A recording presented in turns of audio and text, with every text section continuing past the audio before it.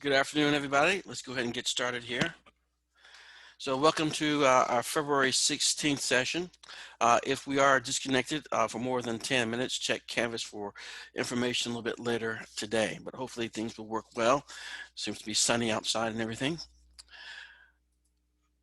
Okay, first, let's go ahead and do our attendance check-in. We'll pause here a little bit to make sure everyone gets a chance to do it.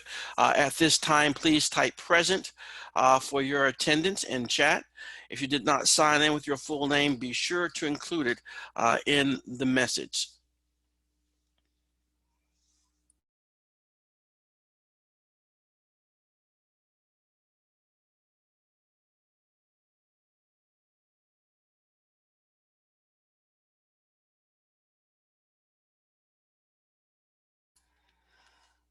Great. All right, I'll try to remember to do another little attendance check-in as we start wrapping things up, or at least midway through the presentation today, since some people may still be joining us as we go. All right, so let's keep going. All right, so what we've done so far this semester, we have completed our initial unit. Unit number 1 is done, and I usually will take the opportunity to go over key information, some items that need clarification, but did not see the need for it this time. So let me go ahead and give you a little bit of background about this last unit exam that you took. The test, the average score was 95, so that was really good. That is a solid A. So that was the test average. The average test time was 32 minutes and 59 seconds. So it seemed that most people were relatively comfortable and confident in their responses. They didn't like stretch it out that much. So that's good as well. And when it comes to item clarifications, as I stated earlier, there were no items in need of clarification. So none were needed. And what makes me have that determination? All items were answered correctly at 70% or greater. So when I see a question on the exam that only, let's say, 50% got or 60% only got it correct, that's an item that I want to look into a little bit more, and I usually bring that up during the review session here, looking at our last unit exam. So again, you guys did a really good job with a great average, good time, and no items of concern to think of. Were there any comments or questions you had about the exam? I'm believing that most people felt comfortable enough with it since the performance was so good. If you have any questions or comments about that, you can email me later or send me a message real quickly here in chat. All right, so if there are no other clarifications or items that you guys have regarding this last unit exam, if you guys can keep up that type of performance, that's going to be really good for us for this semester. All right, so don't slack off though. Do whatever you're doing and improve it if you can, but definitely it's a good start off to the course in this first unit. So good job for you guys. Okay, so what we're doing now is we're going to be looking at the next chapter we're covering. That's going to be chapter 3, consciousness and the two-track mind. So basically, we're going to be looking at such topics as the quality of our mental experience, the way that experience is affected by the two tracks of mental experience, and the way that experience is altered by sleep, hypnosis, and psychoactive drugs. So we start off by looking at brain states and consciousness. So the topics that we need to be aware of as we go through this material is we're going to go looking at the defining of consciousness. What do we mean exactly by having a dual track mind or two-track mind? And looking at the concepts of selective attention and inattention. We start off by looking at altered states and forms, and then we'll look briefly at cognitive neuroscience, and then we'll get to the dual track mind. So what is consciousness? That's the first thing. What is consciousness? Well, we can think of consciousness as being alertness. Consciousness is alertness. Being awake versus being unconscious is self-awareness, the ability to think about self, is having free will, being able to make a conscious decision. is a person's mental content, thoughts, and imaginings. So to explore the nature of consciousness, it helps to first choose a definition. And this definition is what most psychologists see consciousness as, and that is our awareness of ourselves and our environment. So most of you are going to be aware of where you are now, of your present state. Are you feeling good? Are you feeling chipper? Are you happy? Are you pleased? Are you energetic? Okay, you have a sense of awareness of yourself. And then you'll know where you are. Are you in your bedroom, your office? Where are you? Okay, so that's your environment. So your sense of awareness of yourself as well as your environment. So, well, what that brings up to question is, well, is our awareness that we possess different than other awarenesses out there? For example, animals. Aren't animals aware of their environment? Well, I would imagine so. They have to be aware of predators and prey. They have to have some awareness of those types of things. So if so, is our awareness different? So that's asking the question, is our type of awareness different from the type of awareness for one of my many cats here in the house, or dogs that I have here in the house? So are they different? Well, the question is, the answer is basically possibly, because we have what we refer to as a unique experience as a human being, a narrative experience of that awareness. For example, seeing one's foot and sniffing it may be a dog's level of awareness. They see foot, they sniff foot. All right. Humans uniquely may have a narrative experience of that awareness, with identity as part of that narrative. So they know it's my foot. All right. We can react to a noise and tell a mental story about how we reacted. So we can sort of use ourselves as the focus of our story, of our narrative. So the idea is that when we see the foot at the end of the bed, we see it as part of ourselves. If we had a tail, we would not chase it. So if humans had a tail, they would not chase it. People can look in a mirror and see not just a set of features, but a face, a self. And so the idea here is that animals may not have that level of awareness, not the same type of awareness that we do as human beings. And if you stay in psychology, or take more psychology, or if you're a psychology major, you'll probably have more opportunities to talk about this a little bit more. Okay, so that's the basic idea of what consciousness is. I'll pause real quickly, see if there are any questions or clarifications you have for that. I'll wait for you, see if there's a chat message, or you can speak up if you need to. Okay, good. So the notion here is that this is what we're going to be talking about throughout this week, and this chapter is going to be our level of awareness of ourself and our environment, and how it may change under various circumstances. And that's where this comes from. The altered states and forms of consciousness. So here, what we see is that consciousness, okay, can occur for a variety of reasons. Some states occur spontaneously. And again, we've all been there before, where you may start to daydream. Something may not be holding your attention, and you just start to wander off in your head a little bit and start daydreaming. Well, that's a shift in your level of consciousness. You may also become drowsy, or when you're sleeping at night, you will go through various stages of sleep in which you will get to a sleeping stage, a dreaming stage of sleep. Some changes are going to be physiologically induced. So some changes in consciousness will be based on hallucinations or orgasm, food or oxygen starvation. Let me give you an example about how your level of awareness, okay, state of consciousness may change based on starvation. Let's say you didn't get a chance to eat dinner last night, and you didn't get a chance to eat breakfast this morning, and you have a lunchtime class. Let's say you're physically in the class and you're sitting at your normal seat in the class, the door is open, and there are people out in the hallway. Sounds like good times, huh? People out in the hallway walking back and forth, and you notice all of a sudden, and you've never noticed it before, how many people are walking by with cookout bags, Chick-fil-A bags, McDonald's bags, and you can smell the food, but you've never really paid attention to it before, because the state of your body, your food starvation, as far as you're concerned, is changing your awareness level.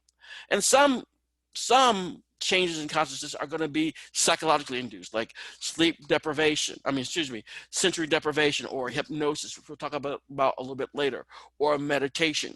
So what this is basically pointing to is the idea that our states, forms, and levels of consciousness change for a variety of reasons. They can happen spontaneously, they can be induced by some sort of physiological change in us, or some sort of psychologically induced type of thing as well.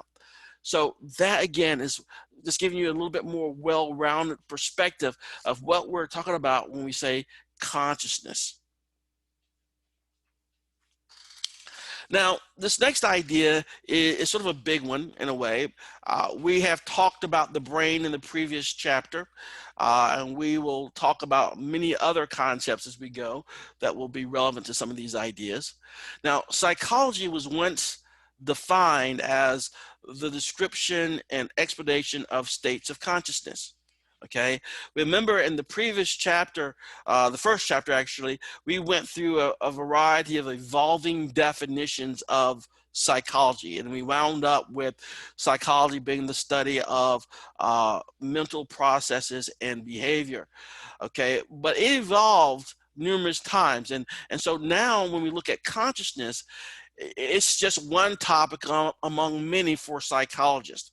And what we're trying to communicate in this particular slide is that the area of cognitive neuroscience allows us to revisit this topic and see how the brain is involved with this thing that we're calling consciousness. Now, normally when we think of our consciousness, our state of awareness of ourself and our environment, we usually are always going to relate it to that physiological part of ourselves, the brain. So we have these cognitive neuroscientists who are studying the brain as they relate to mental processes, as they relate to these various things dealing with our state of consciousness. So this is the area where they're trying to relate the biological, the brain, with all this consciousness stuff that we'll be talking about. Now, sort of big reveal of this idea of the dual track mind. So, I mean, obviously it's an important idea because the chapter's named after it. Okay, so the dual track mind is an important concept for us to understand. So let's look at these two blocks here. The first block, we have conscious high track. Then we have the other block is unconscious low track. So the conscious high track is our minds take a deliberate actions and we know we are doing them. So we have full awareness. We're taking deliberative action about something. For example, we're solving a problem, naming an object, defining a word. We're doing this and we have awareness of it. So this is our awareness level. It's happening in the conscious high track. Then we compare that to the unconscious low track. Here, we don't have that awareness. It's not going to be key to it. Okay, we may have some awareness, but the awareness is not a certainty here. So our minds perform automatic actions, often without being aware of them. So these are things that can be done, actions that can be taken, and we do not have full awareness of them or any awareness of them at all. Let me give you an example. Let's say you've had a long day at work or school. You walk out to your vehicle in the parking lot of the school or work. You get in there, you start the engine, you put it in gear, and you drive off. And next thing you know, you're pulling into your parking lot of your apartment building or the driveway of your home. And you have no real recollection of driving there. Does anybody ever have that type of experience where you know you drove there, okay, but you just don't remember the activities involved in getting there? Will somebody please indicate that if you've had that, yes or no?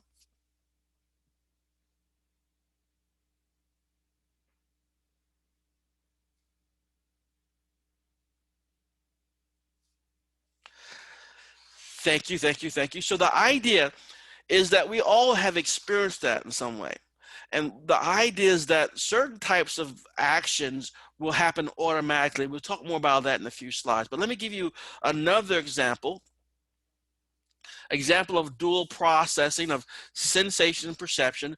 And remember, we talked about sensation and perception a couple of times already, and we even started this course off with some demonstrations about the differences between sensation and perception.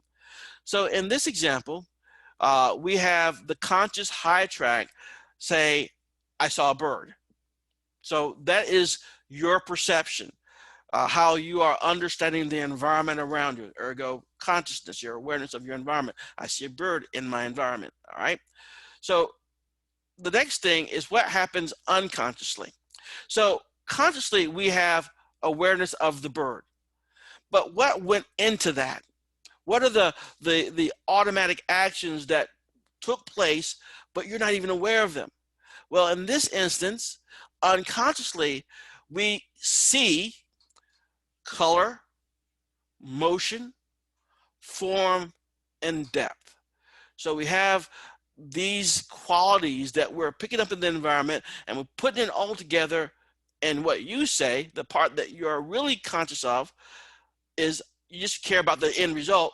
I see a bird.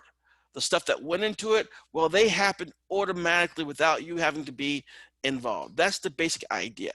So the notion is, and we'll see this played out a couple of times as well, where what we do, we focus on only a small amount of data in the environment, but consciously, but unconsciously, we can process much, much more data than we can process consciously.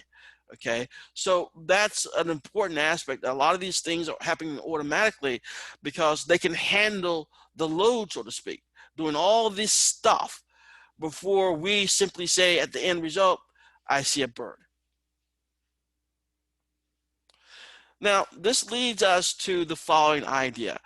What are the consequences of a dual track mind, having these two tracks, a conscious track and an unconscious track of the mind? So this just is going to present us a couple of ideas that we're going to cover in the next few slides. Blind sight,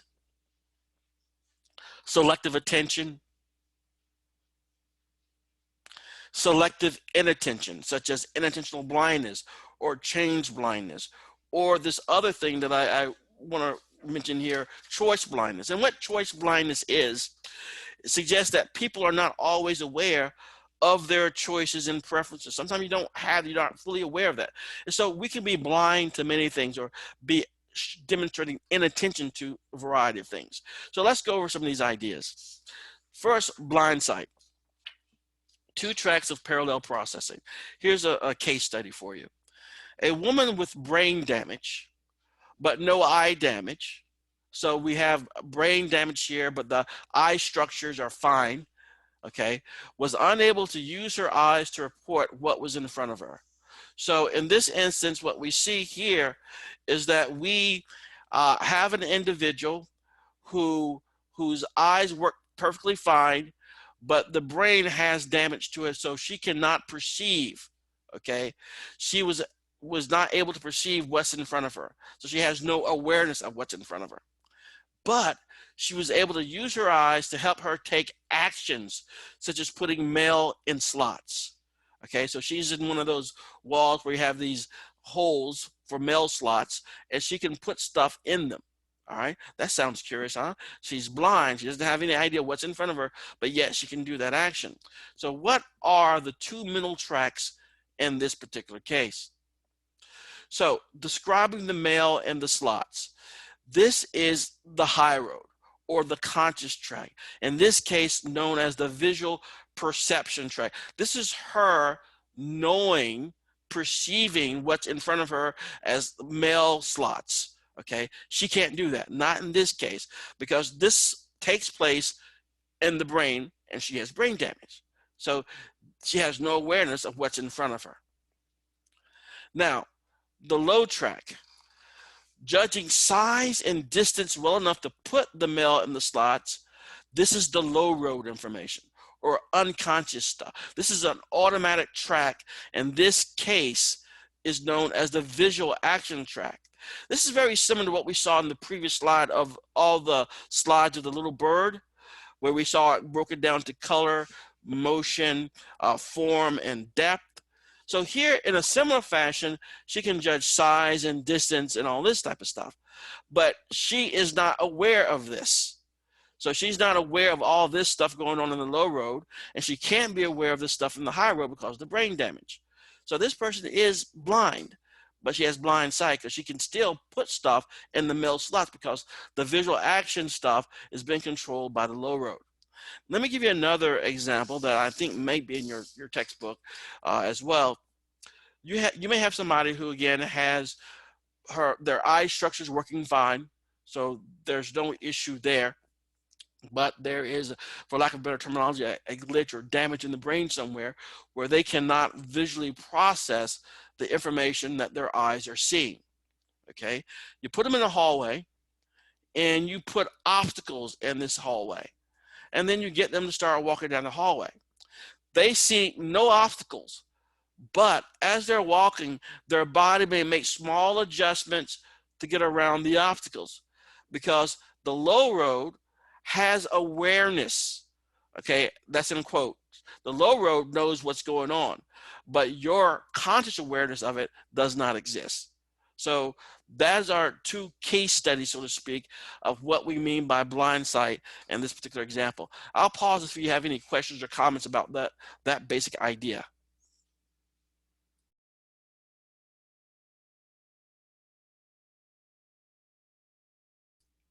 Okay, we all seem to be good with that. All right, good.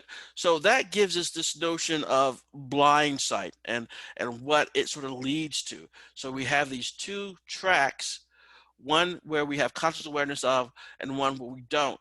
But sometimes information and data about the world around us is there, which allows us to do things, even though we may not have awareness, okay, of what's in front of us. We can't see it.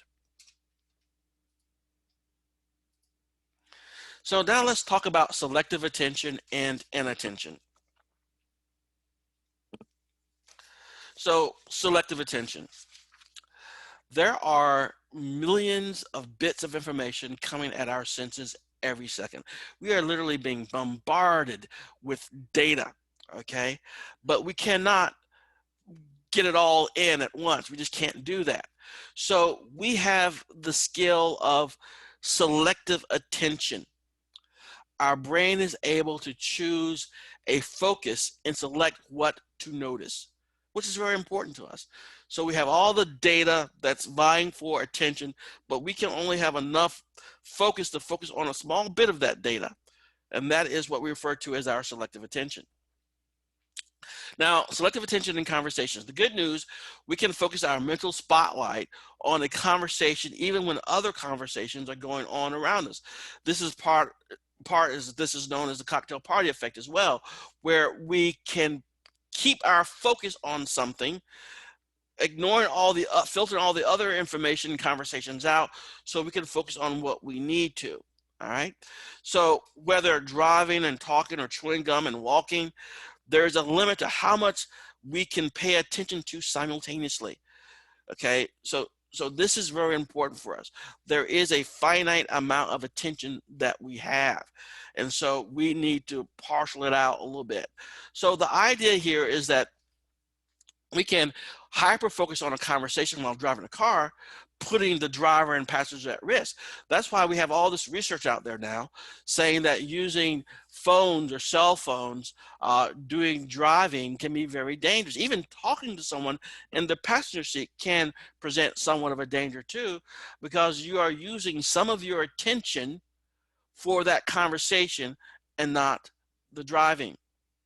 Now, we know this to some level too. If you've ever been trying to get to an appointment and you're running a little bit late and you're a little bit lost and you're driving around looking for a street address or something and your radio's going, once you realize that you're going to be late and you're feeling a little bit stressed, one of the first actions that people do will be to turn that radio off, because you want to marshal all your attention and energy focus on that task of finding that address. Okay, so at some level, we do know that our attention level is somewhat finite, and so we have to partial it out so that we have a better chance of meeting whatever task is ahead of us. Even though most of us want to have something going on in the background, a radio or TV playing as we're doing tasks and things of that nature, but it does take some energy and focus away from certain tasks that you may be doing. The notion of true multitasking, somewhat of a myth. What you're doing truly is just switching rather quickly from one task to another. You're not really doing them at the same time. We can't really do that.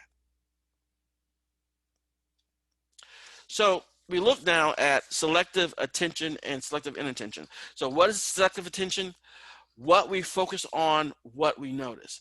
Whereas selective inattention is what we are not focused on and what we do not notice. So this selective inattention refers to our failure to notice part of our environment when our attention is directed elsewhere. All right.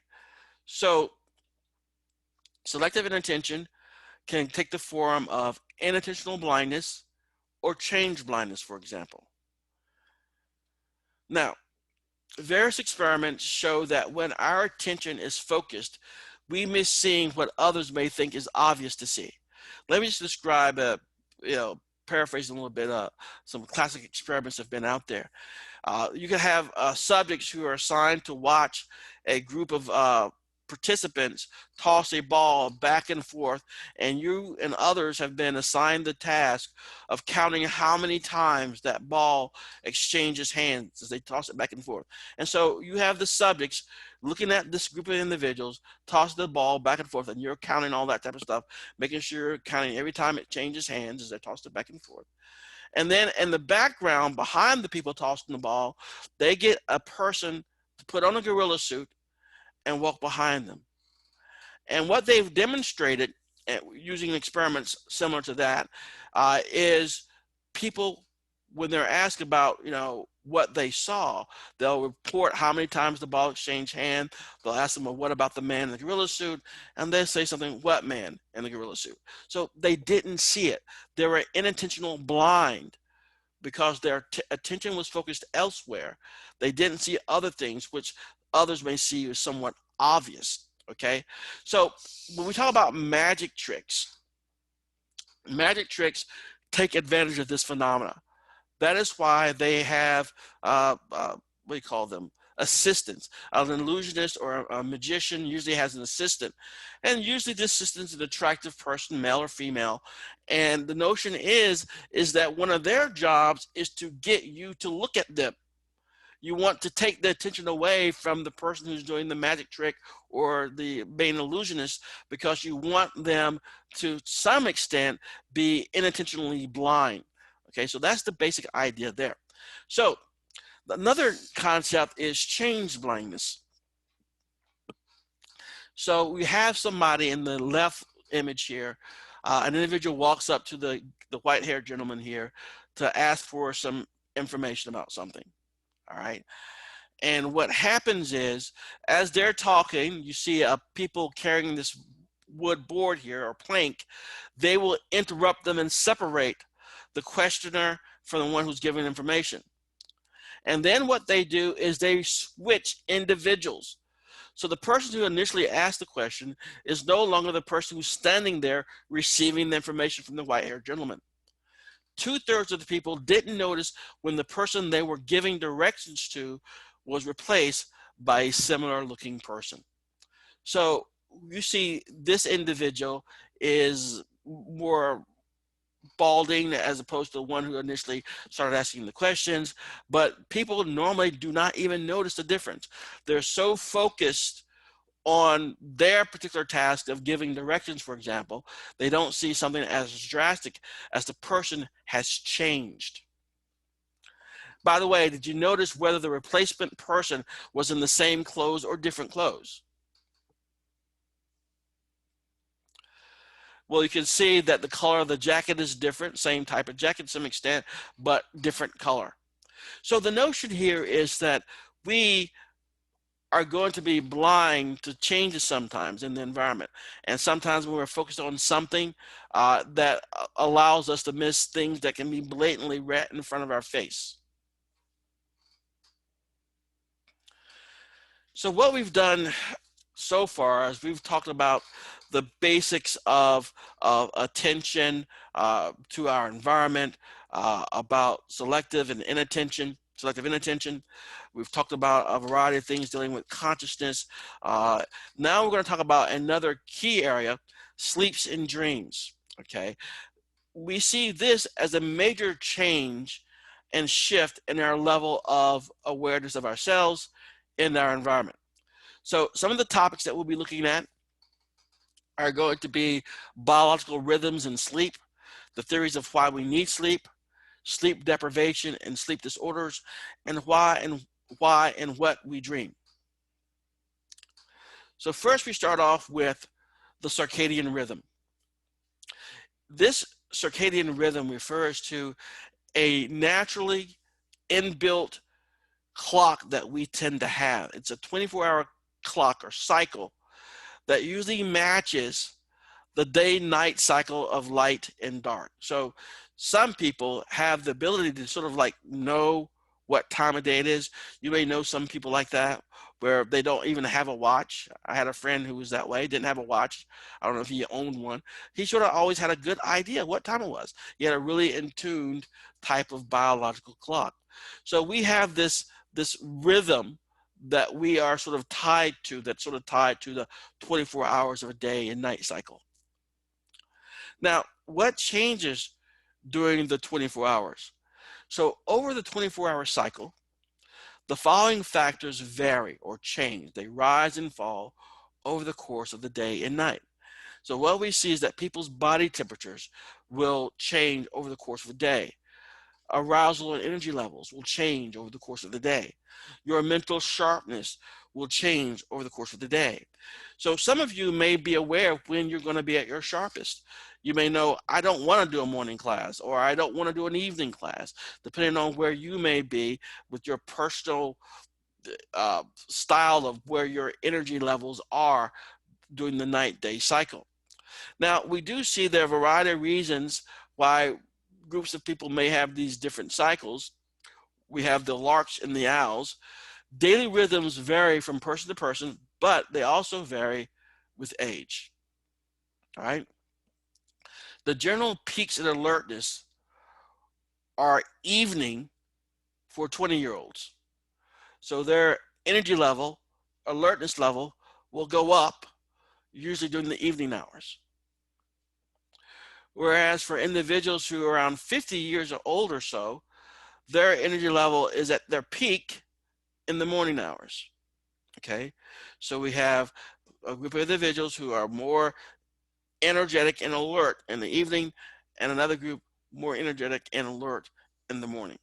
So these are tied to the rhythms, and again, influenced by from individual to individual, but also they tend to change based on age as well.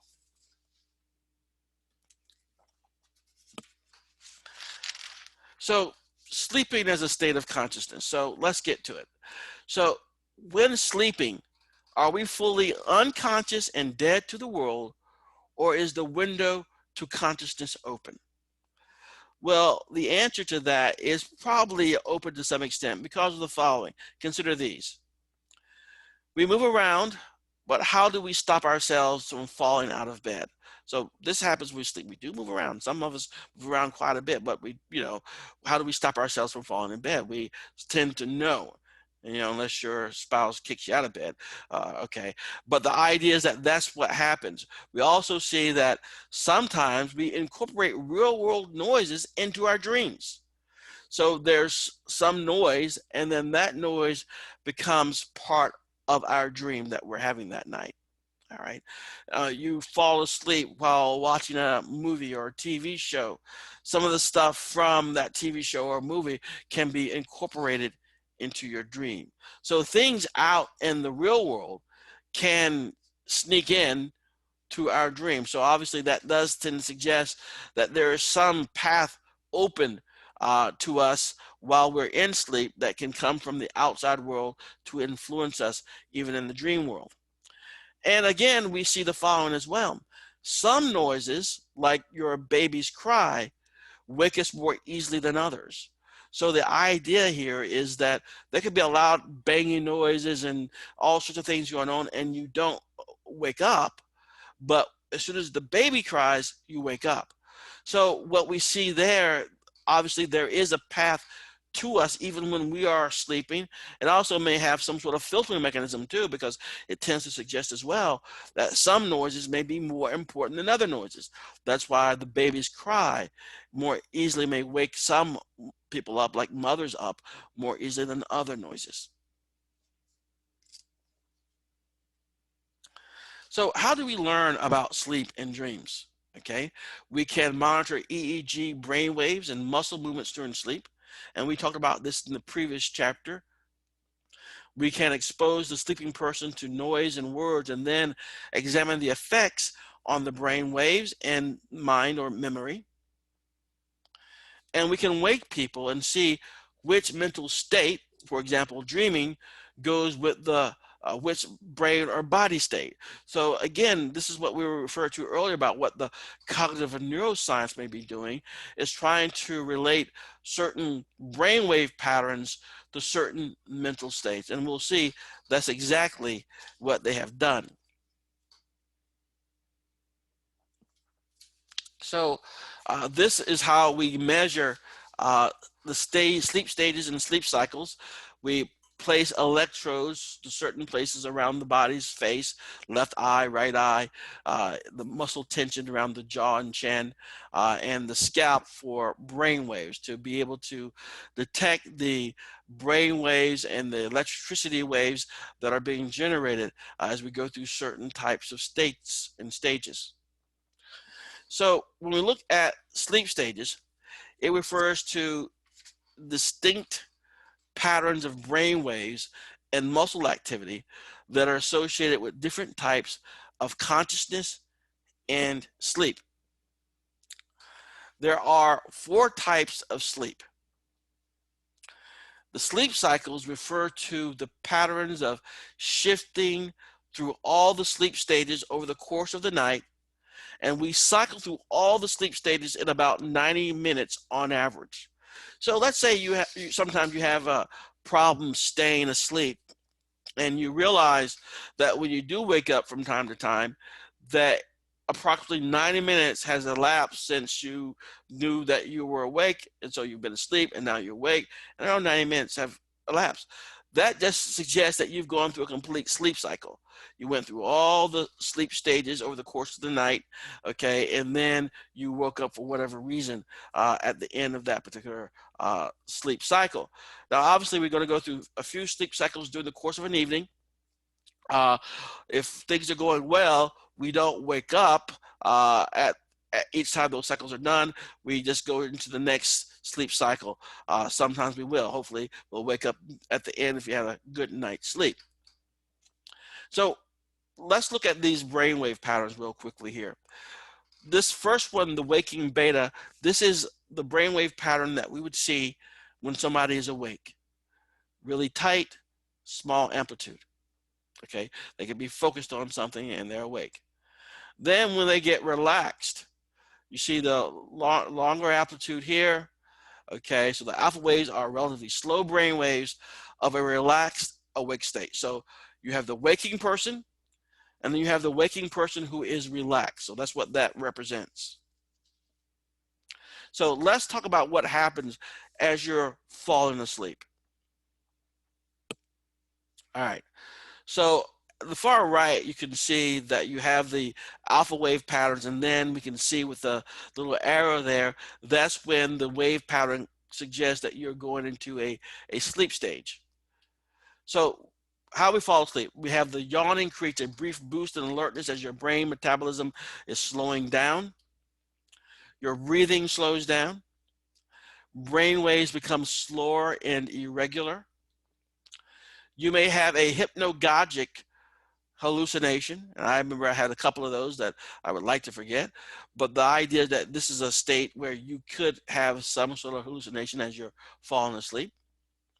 And your brain waves change from alpha waves to NREM 1 stage sleep. NREM stands for non-rapid eye movement, stage 1.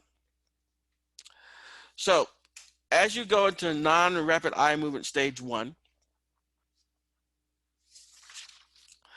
what you see that you'll go into the next stage, stage 2, all right? And then you'll go into get a deeper stage of sleep, stage 3, a slow wave sleep. And this is formerly stages 3 and 4 combined to what we call deep sleep. So you're going progressively to deeper stages of sleep, from waking to stage 1, to stage 2, to stage 3. And we also see with stage 2, we have these things called sleep spindles or spindles, where we have these bursts of activity as you're going down to deeper stages of sleep. 1, 2, and 3 when you get into deep sleep. Now let's talk about REM sleep. So we've talked about non-REM sleep, non-rapid eye movement sleep. Now let's talk about REM sleep. First, Eugene Astornitzky discovered this in 1953. Dreams occur during periods of wild brain activity and rapid eye movements. So what they were doing, they were able to discover when they were able to collect these wild brainwave patterns, and the eyes were moving like crazy underneath the eyelids, they would eventually start waking the people up and say, what's going on?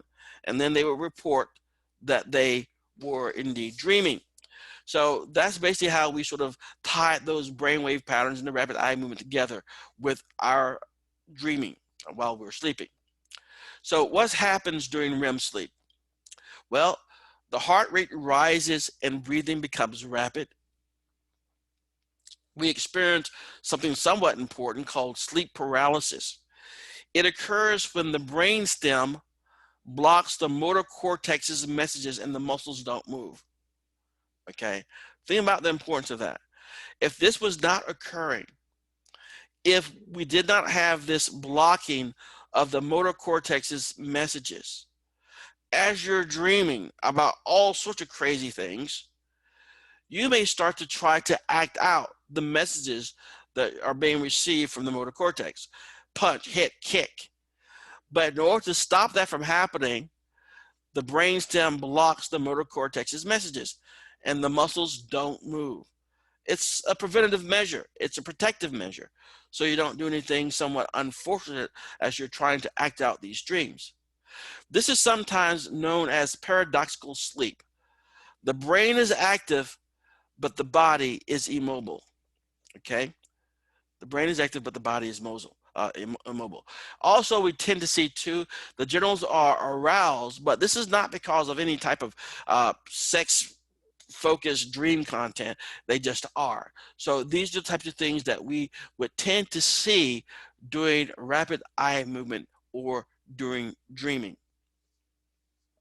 Now let's sort of look at some of this stuff combined, the big picture, so to speak. So we've talked about the stages and cycles of sleep. So we go through all this cycle of sleep, and then we talked about dreaming. So let's look at this chart here. The duration of REM sleep increases the longer you remain asleep. So we can see REM, which is happening here, gets longer and longer as you go throughout the sleep in the evening. Please note that this chart here is for young adults. With age, there are going to be more awakenings and less deep sleep. So let's look at this real quickly before we move on to the next chart. So this person here is awake. Then they start to go down and they go into the first stage sleep, NREM 1, then NREM 2, then deep wave sleep, NREM 3. All right. Then they go to REM. So you can see REM, REM, REM, REM. So you have all these cycles in 90-minute increments or so to equal up to the 8 hours of sleep. And this is when they wake up in the morning. They woke up a little bit around the 3rd hour or so, woke up real briefly again around the 5th hour or so, and then woke up for the final time for that evening, for that day here. Now let's compare that to another group of older adults. What you should notice here are some significant changes. First, note all the times in which they are awake during the night sleep. Awake, awake, awake, awake, awake, awake, and so on until they wake up in the morning after 8 hours or so sleep. So we see too, the dream stages are a little bit different compared to the young adults as well. So let's go back, and we can see here the nice long REM stage, and we can see it's somewhat different when you're a little bit older. So that gives us some idea of some of the differences in our stages of sleep as we go through it as a younger person or an older person. Some of the reasons that older people may wake up more in the evening through the night is because their bodies may be a little bit more beat up, so to speak. They're not as comfortable and they wake up. They may have to use the bathroom more frequently, those types of things. So we see there are expected to be some changes in how it is that we sleep when we become older. So obviously we sleep. It's something that is important to us, but why is it important? Why is this sleep also important for us? Well, what determines the quantity and rhythm of sleep? The amount and pattern of sleep is affected by our biology, our age, culture, and of course, individual variation. So we see all these things play a role. Age, in general, newborns need 16 hours of sleep. Okay, and that's why most of the time babies are just sleeping. Most of the time is sleeping. So 16 hours of sleep, while adults need 8 hours. So newborns are going to need twice as much. Individual or genetic variation. Some people function best with 6 hours of sleep, others with 9 hours or more. And then culture. North Americans sleep less than others and less than they used to, perhaps because of the use of light bulbs. I mean, we are a culture where we have lights just about every room, multiple lights in a room. So lights are important to your sleep cycles, as we will see real shortly here. Having light sources around a lot will change the chemistry of your brain, so to speak, and make it less likely for you to get to sleep. So let's look at that real quickly here. Light and the brain regulate sleep.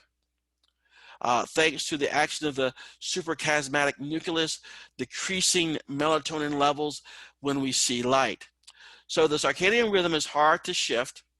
Okay, that's why we have jet lag. When we move from one time zone to another, it can be very difficult for us. This rhythm can be affected by light, which suppresses the relaxing hormone melatonin. So what it comes down to is this. When there is light outside, melatonin production is suppressed. Okay, melatonin is sort of induces you to go to sleep. All right, when it's dark outside, melatonin is going to be produced. All right, making it more easy for you to go to sleep. Therefore, what happens is when you turn off lights and it's dark nighttime, we tend to go to sleep because one of the things that's happening for us is melatonin production. Now, obviously, if I asked you guys right now if you had problems sleeping, probably a good majority of you would say you have some problem sleeping. Either you don't get enough, or you're getting too much, or you can't stay asleep, a whole bunch of issues. And we tend to see this with a lot of people, especially in our particular culture. There are lots of issues that we have with sleep, and we'll talk more about that in a minute. But the idea is that why is it that we developed this way? Why do we sleep, and what does sleep do for us? Well, obviously, sleep is something that is particularly important, and here are some of the findings as to why we need this sleep. First, sleep protected our ancestors from predators. Small, defenseless animals hide and sleep a lot, often feeding at night when predators can't see them as well. Animals too large to hide and be protected by sleep may be evolved to sleep very little. But the idea is for us, our ancestors, we were not able to see as well in the dark. We did not have claws or fangs like other animals did. So in order for us to save ourselves, it would probably make sense for us to take ourselves out of the game at night. So we slept during the night when it would be dangerous for us to be out and about. 2, sleep restores and repairs the brain and body. Notice that animals who burn a lot of calories generating free radicals need sleep to repair tissue. So when you need to heal or recuperate from some sort of illness or injury, one of the things the doctors always tell you, and sometimes people don't take them too seriously, and they should, is get enough sleep. Sleeping will help to restore and repair the brain and the body. That's why they keep harping on get sleep, get sleep, get sleep, because it does help repair and restore. 3, sleep builds and strengthens memories. Not only does sleep allow recent memories to become strengthened, but the connections we are not using get pruned.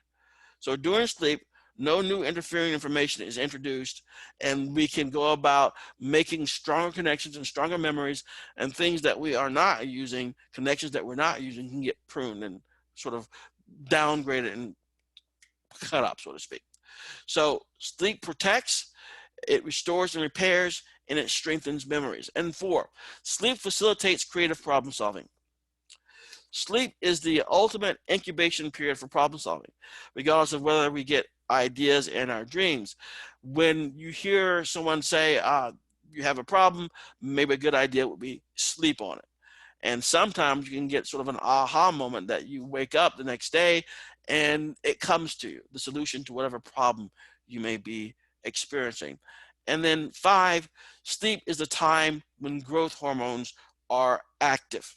Okay, so growth hormones are also important for our muscle development. In fact, we'll talk about this a little bit later in a future chapter, but when you're going through puberty, and of course, hormones play a major role there, when you're sleeping, that is when you will be doing a lot of your growing. Okay, sleeping is going to allow all this stuff and growth to occur. So that is something too that we see is very important for us, is to get enough sleep so that these things can be taken care of. Now, unfortunately, as I alluded to earlier, most people have some issue with sleeping. Let me just ask you guys again, how many people get 8 hours or more of sleep a night?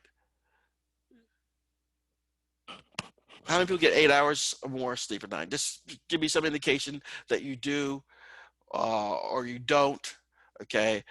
So far, I see someone tries to get 8 hours, but normally the idea is most people, a lot of people do not get that. Some people may be used to getting less. I know that it messed me up for a long time. Still is to a degree. When I was in graduate school, I learned to sleep less, and I still have problems with that. I had somebody raise their hand. Miss White, do you have a question? Or White? No, I was just saying I do. Sorry. Okay. All right, no problem. That's fine. All right. So the idea is that a lot of people have problems with sleeping. Okay. Some people can fall asleep at the drop of a hat. God love them. Okay. You're talking to them 1 minute, next minute they're already snoring or something. Okay. But some people, what happens is this: as soon as your head hits that pillow, you do the worst thing possible for you. You start thinking, okay? And that can cause problems because you can start getting anxiety and all sorts of things there. But what this ultimately can lead to, unfortunately, is loss of sleep or sleep deprivation. Research shows that inadequate sleep can make you more likely to lose brain power. So you're not so smart. You have impaired concentration, impaired creativity, communication, and memory. more errors and less awareness of making errors. So you're making errors and you don't even know you're making the errors, which can be particularly bad. You also see the following: you gain weight. Okay, so you're not so skinny, you're gaining weight. Your metabolism slows. You have decreased ghrelin, which makes you more hungry, decreased leptin, which suppresses your appetite, increased stress. All right. You can also get sick. What happens is it suppresses your immune system, and you're more likely to get sick from exposure to germs. You can be irritable or grumpy, where your mood becomes depressed and you have a higher irritability.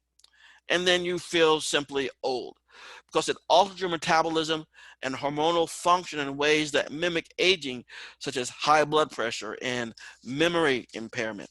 So, all these things are the result of poor sleep, okay, and having sleep loss and sleep deprivation. But again, some of the things that are a result of sleep deprivation can be just you not being sharp enough to prevent things from happening. So here we see sleep loss results in more accidents probably caused by impaired attention and slower reaction time. In fact, years ago, I remember reading something article. I don't know if I think it was a journal article where they were saying it is very, very dangerous to be sleepy in driving, almost as dangerous, if not more so, than driving under the influence. Because sleepy in driving, if you've ever been in that situation where you want to get to a certain destination, you may be running behind schedule and you are sleepy, you realize that you do some really silly stuff and dangerous stuff. So what this chart here shows us is about what happens when there's a change, time change. We have time change in this country, and so we allow people to get more sleep.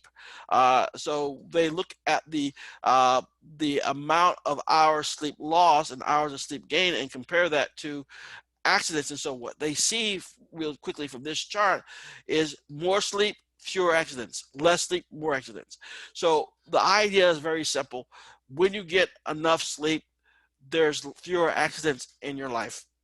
If you get less sleep, there's going to be a greater likelihood of accidents. So obviously, we're not as sharp as we could be if we're not getting sufficient sleep.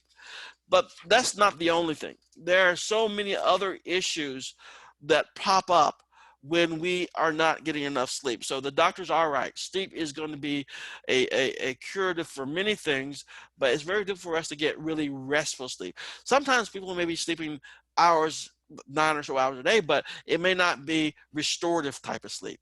So let's see what happens when we have sleep loss effects on the body system. First, we have the brain: diminished attentional focus and memory consolidation, and increased risk of depression. Immune system: suppression of immune cell production and increased risk of viral infections such as cold. Fat cells: increased production and greater risk of obesity. Joints: increased inflammation and arthritis. Heart: increased risk of high blood pressure. Stomach: increased hunger arousing ghrelin and decreased hunger suppressing leptin. Now, let me give you a little bit of what I refer to, for me anyway, as the toast effect. If you're having problems getting to sleep and you're up and it's 1:30 at night, why not just have a piece of cheese toast? Okay, so some of you may be guilty of that. When you're having problems getting to sleep, you just eat. Okay, first of all, it's happening because you maybe already have some sleep loss effects and sleep deprivation, and you are hungrier because of ghrelin being produced. So you're going to be more munchy and more snacky. And then we see the muscles: reduced strength and slower reaction time and motor learning. So that can also play into potential accidents as well. So these are some of the really deleterious effects that occur when we're just not getting enough sleep. Now, some of the reasons for this lack of sleep may be some other issues or disorders that are actually going on, and they are a variety of disorders that we want to mention here. We have insomnia, persistent inability to fall asleep or stay asleep. So you have a problem either getting to sleep or staying asleep. Sometimes once you get to sleep, that may be great. You can get to sleep, but once you get up, you're not going to be getting back to sleep. All right, so that's one of the things that people can experience. Then we have narcolepsy, sleep attacks, even they collapse into REM or paralyzed sleep at inopportune times. So these are individuals doing their daily stuff, even driving a car, and all of a sudden they get put into a sleep stage or a REM paralyzed sleep. And of course, that can be very, very dangerous. And then we have sleep apnea, where we have repeated awakening after breathing stops. Okay, so people just stop breathing. And then the body sort of, hopefully after a short period of time, wakes the person up. And so they sort of startle awake. So, and if you do have this, you may have a lot of time in bed, but it's not going to be the type of sleep that's going to be what we refer to as restorative, getting all those positive benefits that we saw in the previous slide. That doesn't work that way. All right. So we need to understand that these are sleep disorders and they can happen to all sorts of people.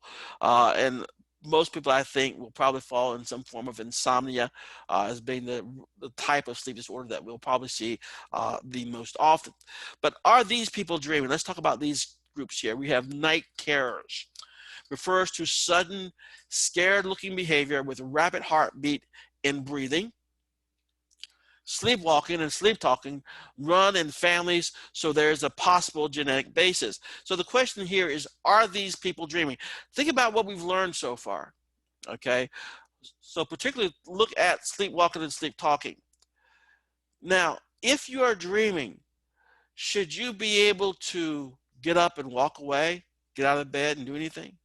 From what we learned today, no, because of paralysis, because the motor messages are going to be blocked at the brainstem, so you don't do those types of things.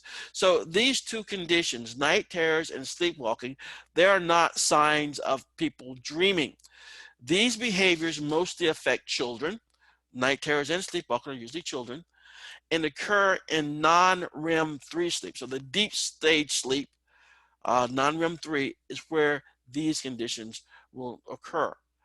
They're not considered dreaming. That's something totally different. All right.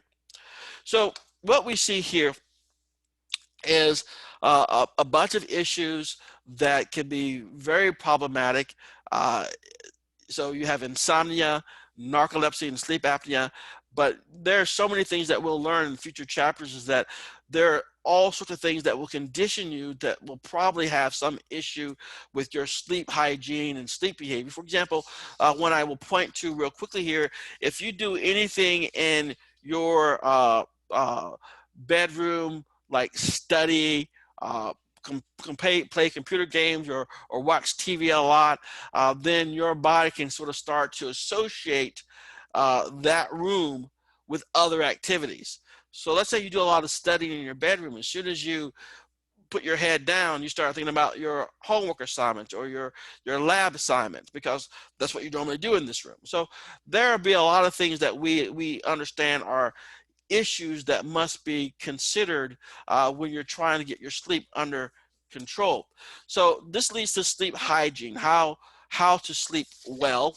Uh, Turn the lights low and turn all screens off. I mean, obviously, with the world the way it is, you'll have your iPad or iPhone next to you oftentimes, and that can be problematic as well. So you need to sort of turn this stuff off. Eat earlier and drink less alcohol and caffeine. That will aid you in being able to get better sleep. Okay. Get up at the same time every day. Avoid naps. Exercise regularly, but not in the late evening. Don't check the clock, just let sleep happen. Those are the types of things which are going to be very good for you to get sleep.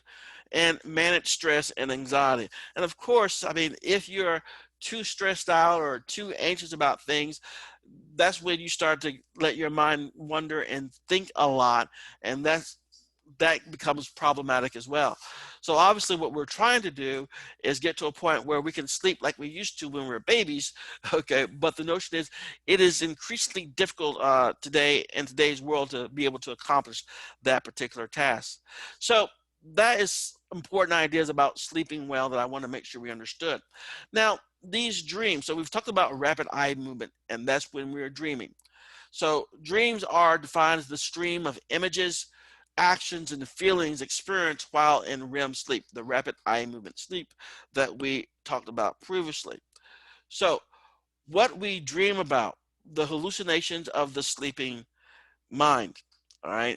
Dreams often include some negative event or emotion, especially failure dreams, being pursued, attacked, rejected, or having bad luck.